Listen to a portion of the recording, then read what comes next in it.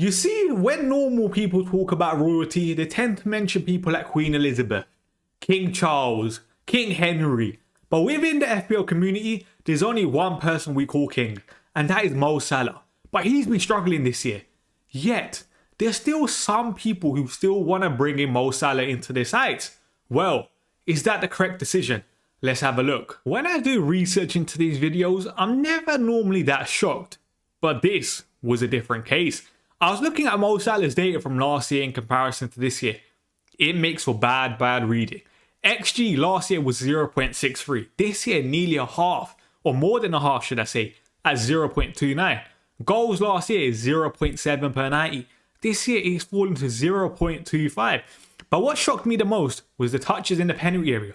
Last year, Salah was averaging 7.07 touches in the penalty area. It's fallen to 3.81 this year. Shots, 1.65 this year. Last year, it was over 3.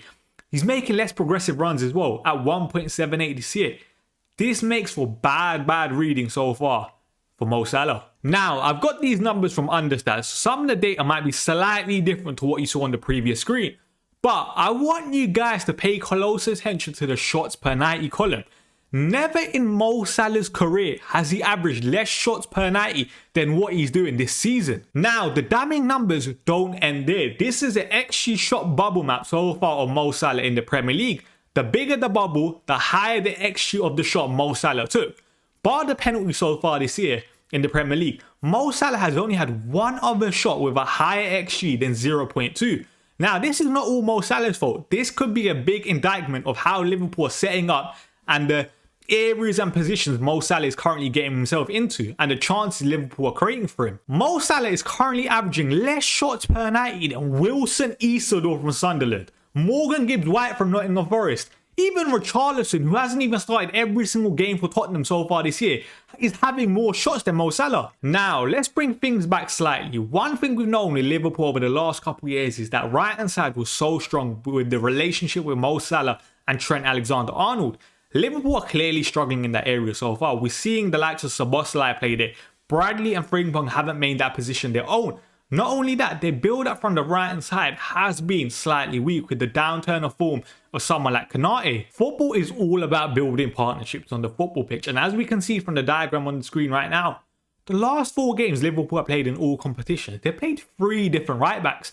Against Chelsea, we saw Conor Bradley play for the first half before Szoboszlai came in on the second half. Galatasaray, it was Szoboszlai at right back. Crystal Palace, it was Bradley at right back. Against Southampton, it is Frimpong at right back. Liverpool clearly have a massive issue down the right hand side, and obviously that's not going to help someone in the forward positions like Mo Salah down the right. We've spoken a lot about Mo Salah from a goal scoring point of view. How does his creative data look? Well, a lot of you probably would have thought Salah's creative numbers would have increased with the signings of Alexander Isak, Ekitike, Wirtz, top plays, and probably an improvement in personnel in terms of what Liverpool had last year. But that hasn't been the case. Salah's expected assist numbers are down by nearly a half. 0.12 this year, 0.25 last year. Assist numbers again, 0.25 this year, 0.39 last year. Dribble numbers are also down. Crossing numbers are also down. Passes to the penalty area, we can say, are pretty much the same. But why is that the case? One thing I've realised when watching Liverpool so far this year in the Premier League is I feel like Liverpool have a left-hand side bias. When we've seen Wirtz playing the number 10 role, we know he likes to favour that inside left-hand channel. The same could also be said when Ekitike and Alexander Isak play up top. And obviously Liverpool have a body on the left-hand side anyway when Cody Gakpo is on the left. So, is Mo Salah really getting the support on the right-hand side? Well, we saw last year, Szoboszlai was so good in the number 10 role at almost linking up with Mo Salah, helping him with the defensive side of things. That hasn't necessarily been the case so far this year. One thing we do know is Slot showed to be a great adaptable manager last year. He made great changes to get the best out of the players that he had. Is he going to do that this year? Well, only time will tell. But one thing we do know is that Mo Salah and Liverpool have Manchester United at home next. A fixture that Mo Salah has had so much success in the past. So I can understand why a lot of you are going to be tempted to bring him in. My verdict for now is that I'm probably going to avoid. I want to wait and see how Slot and how Mo Salah change over the next couple of weeks. This is one to monitor, but one that I'll probably be avoiding on the wildcard.